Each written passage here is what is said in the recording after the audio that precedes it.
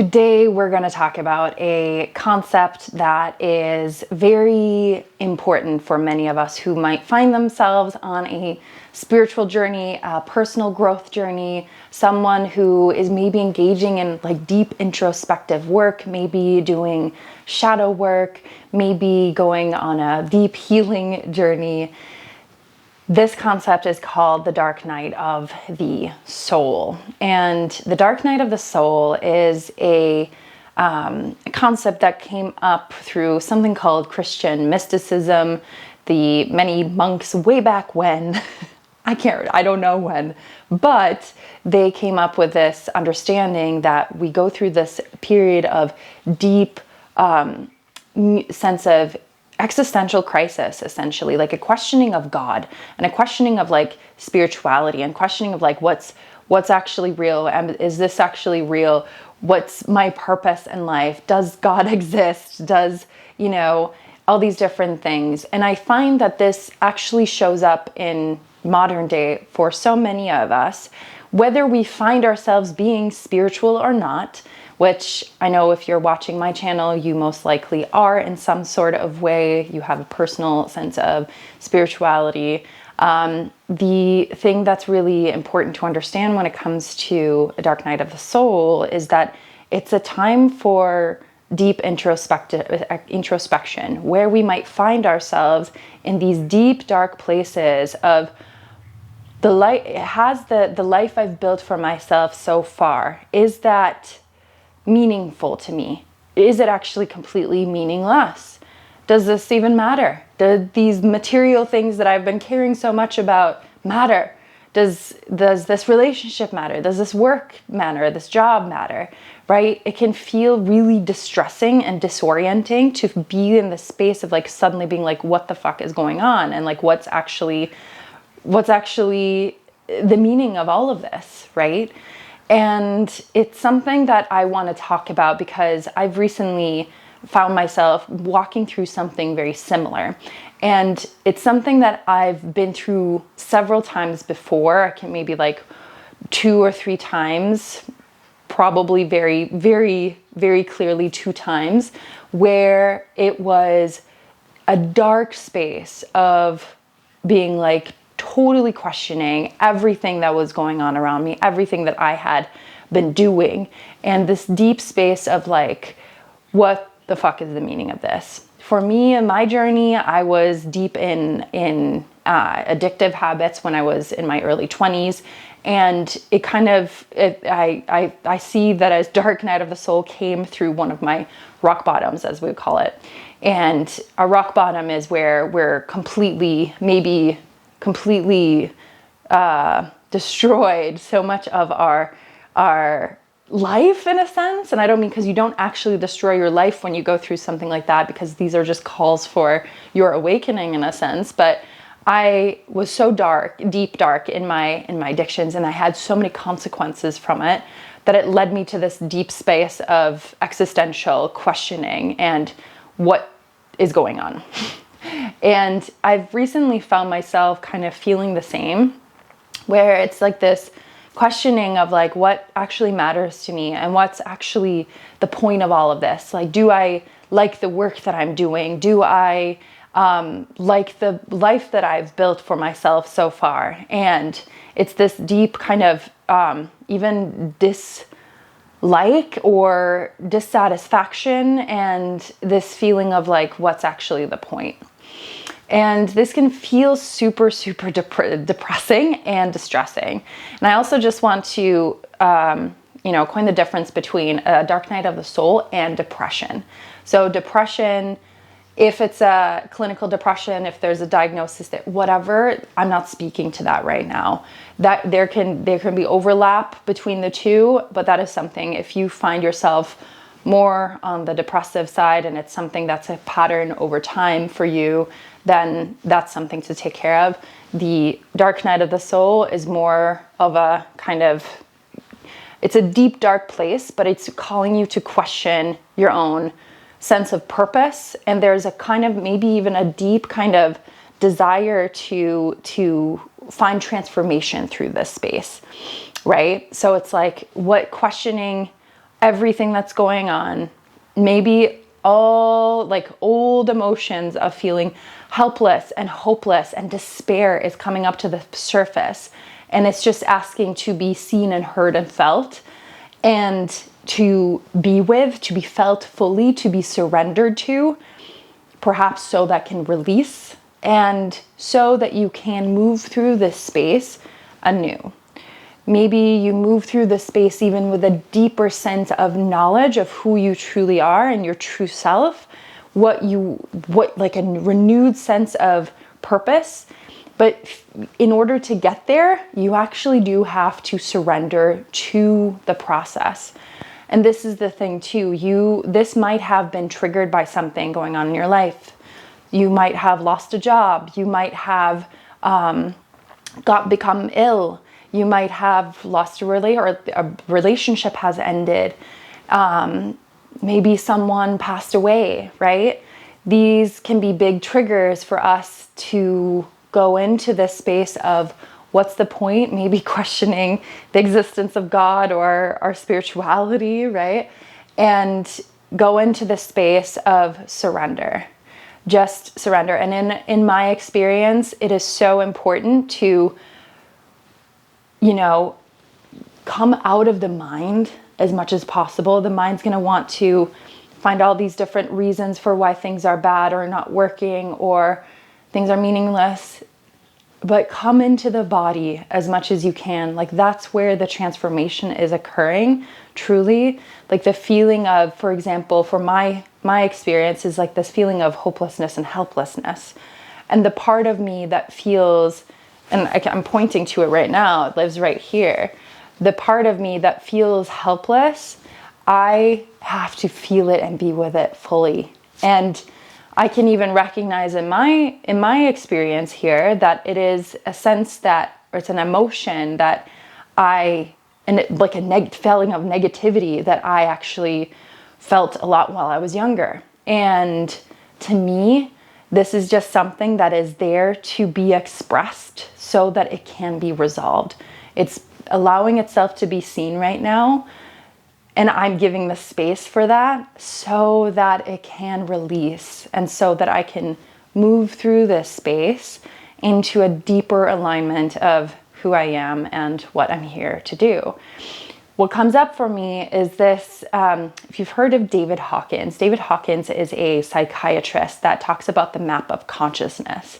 And for anyone who is interested in consciousness and growth and personal development, it is such a transformative way of seeing the world and seeing how emotions work. There's this idea that there's a map of consciousness, and we have low, dense emotions and energies, and then we have higher up emotions and everything. And at the bottom, we have things like apathy and hopelessness and depression and shame and guilt. And then higher up, we get to, say, we get to anger, and then we get to courage, and then we get to acceptance, and then we get to joy, and then we get to enlightenment and peace at the top, right? And most of us, we want to move up the ladder, right? Like, we want to move up the ladder of that, like move from guilt into peace, or move from depression into joy, right? The thing around it is we can't move to those higher spaces of consciousness and feeling those emotions of joy and peace if we're not actually feeling the denser emotions that are at the bottom. We can't. We have to feel them in order to let them go. And as we let these emotions go, we move up the ladder. And it's just a really helpful tool to look at, because when we start kind of placing ourselves on this map of consciousness, we can start gauging where we're at and what the next step might be for us to do. What emotion do we have to let go of, to surrender to feel fully in our bodies, so that we can step to the next level and go higher up thing. I just want a reminder, like, it's not about making the lower emotions bad or wrong. They're all part of the human experience. Anger is a part of the human experience. Grief is a part of the human experience.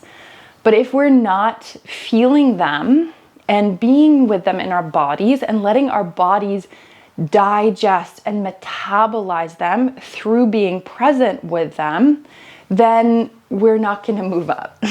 It's just, unfortunately, not the way it works. And for so many of us, me included, the repression or the pushing away of emotions and negative emotions is actually what keeps those emotions, or keeps us at that state of heavier, lower emotions. And just an example of this is, if you find yourself as someone, like I did, for example, I found myself as being kind of a victim in a lot of circumstances in life. Like I felt really hopeless and helpless, and I can't do this, and unqualified to do things. And I was like a lot of the time living on a lower spectrum or lower space of that map of consciousness. And I could not move through that without feeling and being with those feelings of victimhood, essentially. I had to, and this is shadow work for you, I had to make space for the victim in me, the part of me that felt so like it was meaningless. Nothing matters. I don't matter. I can't do this. I had to make space in my body for those emotions to emerge and to be with those parts of myself, to make them not scary first and foremost, and to make myself be like, okay, it's actually okay to feel these emotions. And I don't have to fear them. I don't have to judge them either. I don't have to judge feeling like I'm a victim right now. I can be with this part of myself and allow and have compassion for it by letting it be the way it is, with also the intention that I know by feeling this, I'm going to move through it. I'm going to allow these emotions to move through my body, and I will then come to another space higher up. But again, I just like, this is kind of the path of the feminine as well. It's like we have to make space for the darkness. We have to make space for the negative. And we have to make space for the feeling of like density and heaviness and heavy emotions, especially the full spectrum of emotion. Because again, if our egos are pushing these emotions down and not letting them be seen and heard and accepted for what they are, which by the way, they give those dense emotions, like they give a lot of nourishment. Weirdly enough, grief gives nourishment, anger gives nourishment, if we allow it to be there and be seen and felt. It's like the soil of the ground that nourishes the roots of the plants that can then grow. And you can't go deep down. You can't go high up as a tree. You can't go grow high up as a tree if you don't have roots deep down into the earth. Deep down into the earth. You can only go as high as low as your roots are. Yeah? Like you have to go down into the roots and into the darkness and into the soil in order to grow upward. It's a journey. This is such a journey. And it's a journey that so many of us are called to take right now. And it is through this journey that we find ourselves so much more empowered, because through meeting these dark things within us, which aren't really that dark, it's just that our minds can be scared of them and feel judgment around them. It's through integrating those and integrating, for example, our victim, that we then are not controlled by them. We're not actually possessed by them, if you will. I don't know if that's the right word to use, but we're not kind of those parts of ourselves, our victim or our sabotage or our, whatever other shadows might come up in our life. Those aren't taking over from like an unconscious space. And this is the thing, like where when we surrender to these moments of, like a dark night of the soul, that's when we allow ourselves, parts of ourselves to die in a sense. And it's not like we're dying, but it's like we're dying in order to be reborn. Essentially, it's the cycle of death and rebirth. And this is an incredible space to be in if we allow it to be as it is. And in that space too, it is so important to do the self-care that we need. For example, taking the time to be with ourselves and really making space to feel. Maybe doing it while we're out in nature, maybe feeling the power of nature and being held by nature as we're feeling this density and this lowness. Maybe it's meditating on it and kind of asking the question of like, what's going on? Maybe I feel meaninglessness right now, but is there a meaning here that I could actually apply to this? Maybe I'm shedding all the meanings that I had been put onto my life, or I put onto my life thus far, and now I'm actually realizing the power I have to create the meaning that is truest for who I truly am. Yeah. And again, that often means that we have to move through the scariness and the darkness and the feelings of despair, perhaps, and surrender to them, knowing that we are held in that process and trusting that. And even through that, maybe questioning if we are even held, right? But the only way that we're going to find out if we are or not is through going that process and having that own experience ourselves. And that's again why I find spaces like the dark night of the soul, where we might be questioning everything, where all the things that we thought were real or meaningful in our lives, our material possessions, the relationships, or the work, or whatever it might be, we question it and we shed away the things that might not be in alignment anymore, and they fall away, and it just gives us space to become more in tune and in alignment with our authentic self and what's truly important to our soul and who we really are.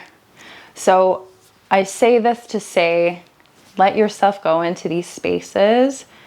Know that you're not physically dying. It might feel like it. Our emotions might make it feel that way. But it is through that you are the awareness, the consciousness that is aware of the emotions that are coming up. And you have the power to be with those emotions in your body. You have the power and the strength to do so. And just allow yourself to go there. And if you find yourself distraught and it's completely disorienting, always this, I should have said this in the beginning, but have a support system, have a therapist, have a friend that understands, work with a coach, be with people who might, and seek out people who might experience the same, because this is the thing, you are not alone in this. This is something that has been happening with people, for centuries. So allow yourself to be there, to go there, and ask yourself, what can come from this? With curiosity, what can emerge from this space for me? What phoenix will arise from the ashes of this space?